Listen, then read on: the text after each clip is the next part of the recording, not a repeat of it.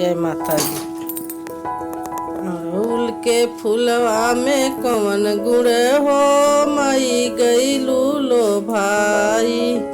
अड़हुल के फुलवा में कवन गुण हो, माई गईलू लो भाई।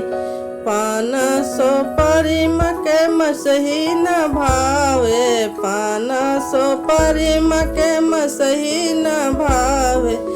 नारियर और चुनरी में कवन गुण हो, माई गईलू लो भाई। अड़हुल के फुलवा में कवन गुण हो, माई गईलू लो भाई। गईलू लो भाई, माई गईलू लो भाई। अड़हुल के फुलवा में कवन गुण हो, माई गईलू लो भाई। मेवा मिठाई मके मसही न भावे, मेवा मिठाई मके मसही न भावे।